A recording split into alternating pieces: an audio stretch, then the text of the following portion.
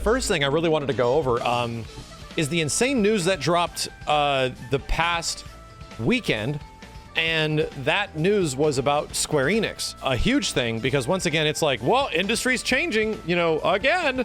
It's happening again. It's also accompanied by a big rumor that WB, again, you know, might be trying to sell off a bunch of their IPs. I'm like, dude, this just happened. Like, I feel like we were just having the conversation about AT&T back when, you know, they were a thing before it was, gosh, what is the new thing? Discovery Warner, you know, whatever the heck they're calling it now. Before it was Discovery Warner, they were trying to sell off like the Mortal Kombat IP, and that was a thing that was happening a year ago or something like that. But to keep things in check, for anybody that doesn't know, the huge news is that Square Enix literally dropped off to this huge conglomerate, Embracer Group. So Embracer Group and Square Enix were in cahoots. You never knew this company existed before the selling. Neither did I. And then you find out how much stuff they have, and you're like, okay. They sold off all their non-Japanese divisions. Tomb Raider and the rights to Avengers and like Legacy of Kain. Anything that was like old IDOS type stuff. Yeah, like almost everything that was Square Enix that was outside the Guardians of the Galaxy, technically.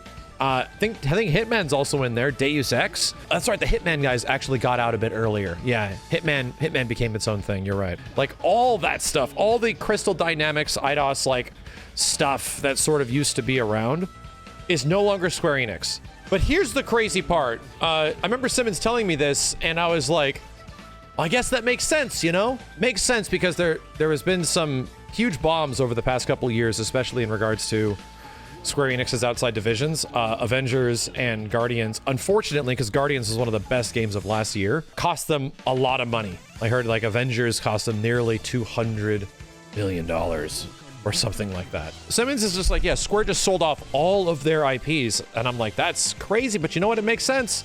How many billions of dollars did they get for it? Because Tomb Raider's worth a lot, man. So how many billions of dollars did they get? And Simmons says like about 300 million. What? And that's like an immediate, like, Square Enix almost lost that much money, right? They it's like they're breaking even or something like that. That's like almost like a George Lucas off pedaling like Star Wars to Disney just to like take it, just get rid of it. It almost doesn't sound right. It's like, holy crap, dude.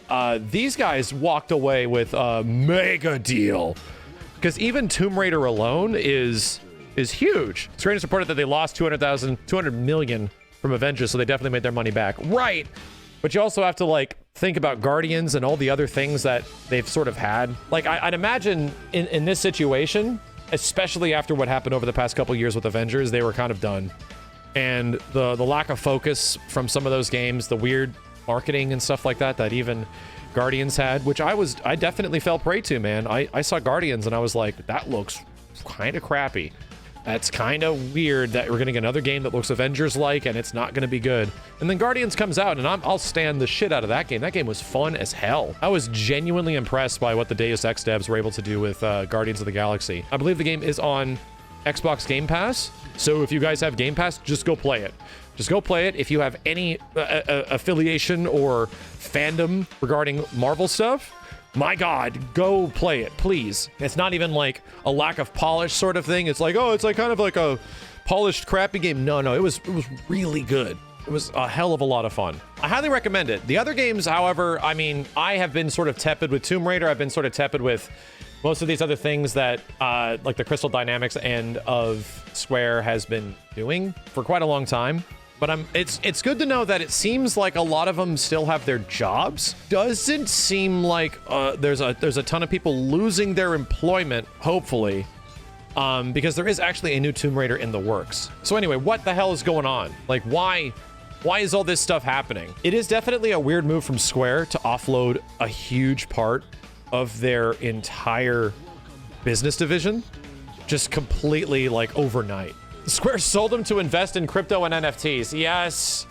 Yeah, I know. Like that Square, that shit that Square CEO said was just like mind-numbingly painful. It was just like, what the hell is this dude even talking about? Like owning a part of the game type shit. I really hope like things can change on a dime in this industry, and like the NFT market has dropped like 90%, you know. So I barely ever talked about NFTs, and I just don't give a shit. Like, no fucking thanks is what it stands to me. But it's in that situation where like these guys are making Final Fantasy VII Remake 2 and, you know, friggin' Final Fantasy 16, a couple of games that I'm very much looking forward to. So I don't want that shit to permeate. It's like somebody earlier asked me, are you gonna buy Final Fantasy VII Remake NFTs? And I'm like, no!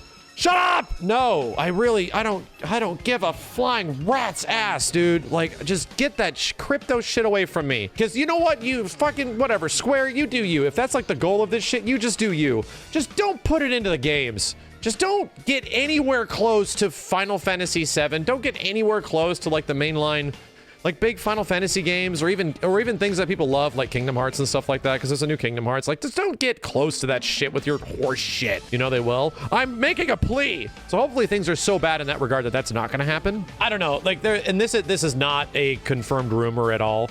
We only are assuming that Sony is going to do something big and scoop up someone huge. And Square Enix and Capcom have been in the discussion for a very long time.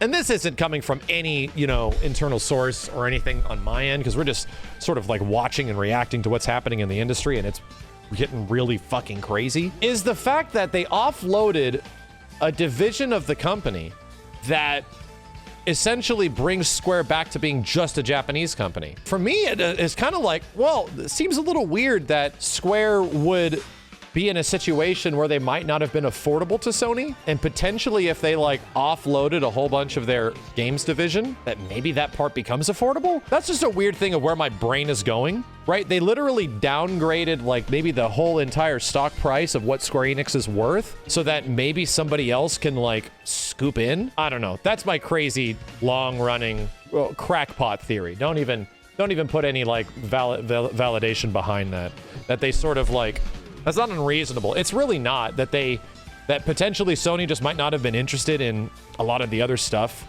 that Square Enix was responsible for that was essentially not, you know, Japanese made. So I don't know. Either way, it's a weird situation. And here's the first thing. I sat on this info as Simmons was telling me, like they just sold off some of the biggest IPs and biggest devs in the industry for like 300 million. And then it hit me and I'm like, why didn't Microsoft buy them? That seems like the most easiest acquisition ever. It seems like Microsoft would just be like, hey, what's up?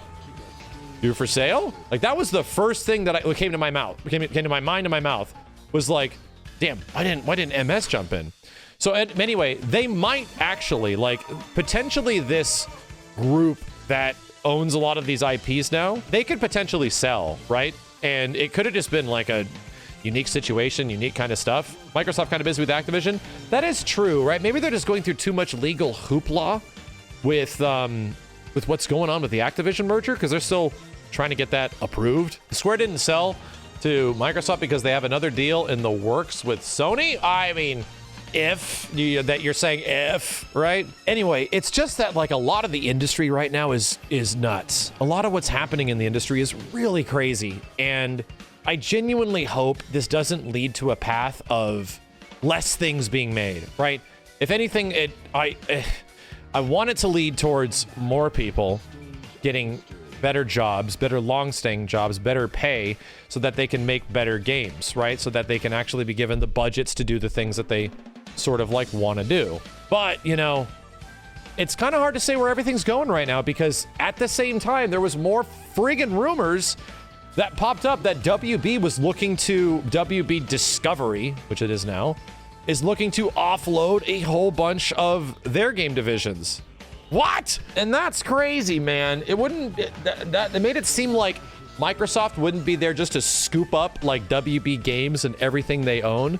No. Like the rumor has been for a very, very long time, even going back to when WB AT&T was a thing, not even that long ago. They were trying to offload some stuff that they had before the crazy merger with Discovery happened, right? To me, that sort of boils down where it's like, man, how weird is it if suddenly Microsoft buys up like NRS or some shit. Like, and that's a situation that I genuinely don't hope happens. Saying they want to release more games specifically from DC, that I mean, you would think that, but that also at the same time, like a lot of higher ups and executives don't want to give people the wrong idea that things are changing. They want you to like continually invest, continually be, you know, aware that their products are going to be good and making money. It's so weird that WB would do that. Why is it not making enough money? It's really not. It's not. Here's the thing.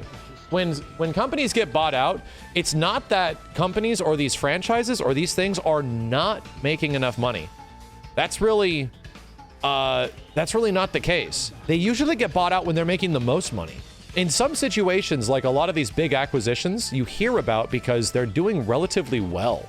Like they're actually doing okay for the most part. The Square one is a bit iffy because obviously, you know, Avengers and stuff. But a lot of the times, like companies will get bought out when they're doing their best. So suddenly it's like, man, these guys are super valuable. Let's get them before somebody else does type thing. At this point, like the industry is changing into something really crazy, right? Where things are just getting scooped up left and right, left and right. And essentially things are trading hands like left and right. And I don't think it really doesn't seem like it's the end of it, because I have been hearing about this crazy acquisition shit for many years. We're talking like pre-pandemic levels of many years. I've been hearing from like industry friends and people at friggin' E3 and stuff like that, of just like things that could be, could not have been, might have been, or might actually be rearing their heads now. And the pandemic sort of had a big effect on all that shit, you know? It's crazy to think that a lot of that shit is still going to be showing its head, like even 2 to 3 years later. Truly hope at the end of all this bullshit, this NFT crypto horse shit, that the CEO of Square-Enix, which is like he's high on meth or some shit, talking all this insane stuff that people are just like, what the fuck are you, what?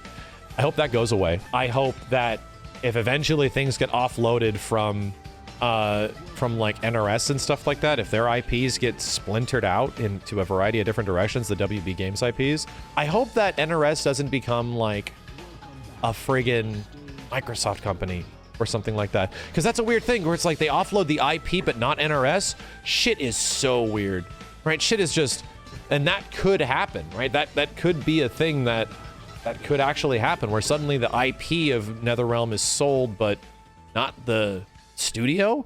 Like that's the weirdest shit to think if that actually happens. And I'm like, do not do that. Do not separate the people. So that will not lead to a situation that is good for anybody.